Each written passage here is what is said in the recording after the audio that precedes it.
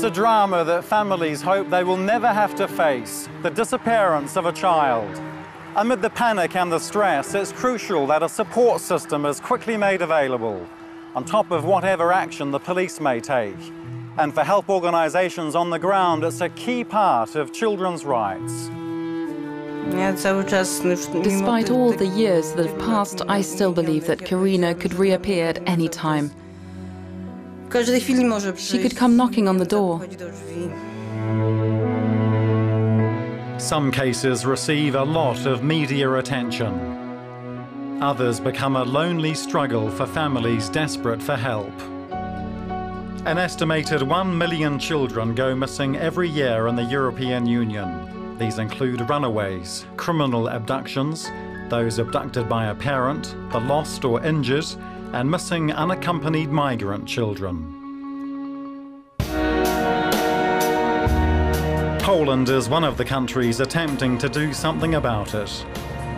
Every few days, at least 3 children here under the age of 13 disappear. And every day, 10 teenagers are reported missing. In Warsaw, we met a woman who's been searching for her niece for the past decade. 7-year-old Karina Surmach was nowhere to be seen after her mother was found shot dead at home in 2002, along with her partner. It's possible the killings are linked to organised crime gangs, but there's been no progress on solving the murders or Karina's disappearance. People say she might be dead, that she was murdered. But until she's found somewhere, until I see her dead body, and there's no doubt for me she will continue to be alive. I'll continue to wait for her. Karina's family believe it's likely she was abducted by the killer. The girl's duvet, shoes and other items were missing from her room. These official images show how Karina might have changed over time. I hope that she's found, that she's been happy over the years, that she's not gone without and has been healthy. I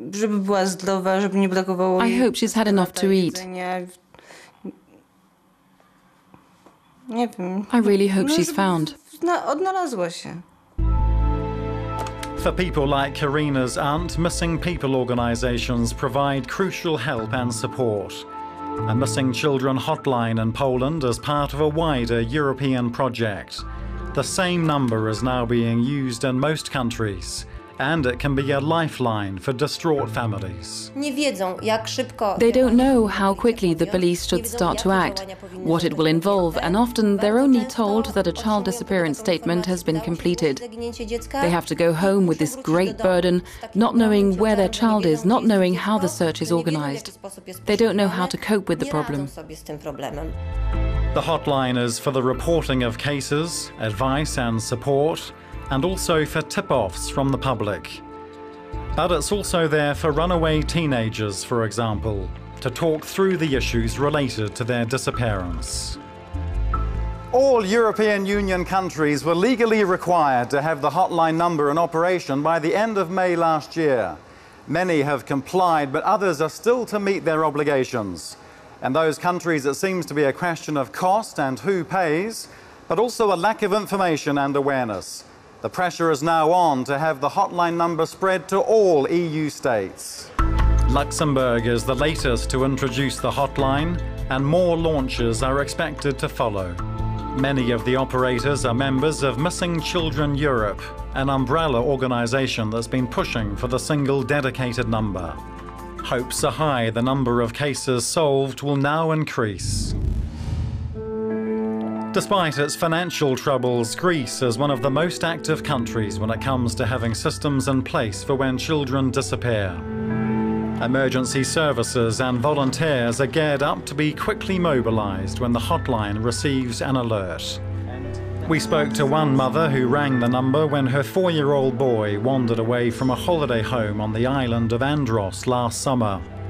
After rescue teams and local residents were scrambled, the child was located several hours later, safe and sound.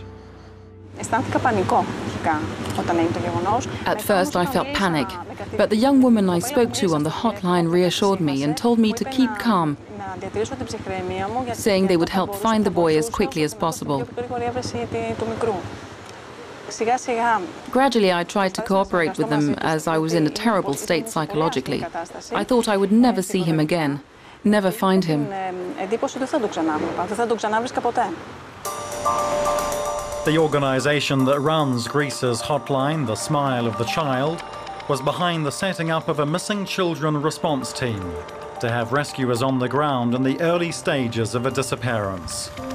Whether it's the police or the hotline that receives the alert first, the aim is to waste no time in sharing the information.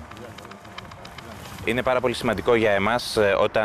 is very important for us whenever a child has gone missing to get notified very, very quickly, so we can respond to the incident as fast as we can.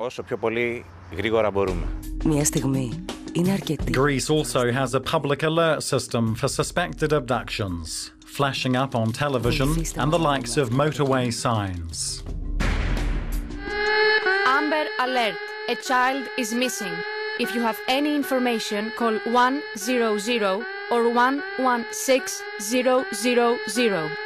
The Greek hotline received almost 6,000 calls in 2011 and dealt with the cases of 120 missing children. 8 of those have still not been found. But cooperation seems to be the key. We're uniting our forces. That's our motto, our message. We're combining forces for the children. The Smile of the Child, the Red Cross, Greek rescue teams, the police, the fire service, the port authorities, civil defence, all together with a single goal. That message is echoed by the police. A fully automated computer system has been established, allowing the centralising of information, which can then be spread in different formats within minutes. This initiative is very important, and it's very good that we were the first country to establish this service now operating in Greece. It's helped us in many disappearance cases, because while the parents may not have given us some piece of information, we received it anonymously through the hotline. And sometimes just one small clue from the public is all that's needed to bring a missing child home.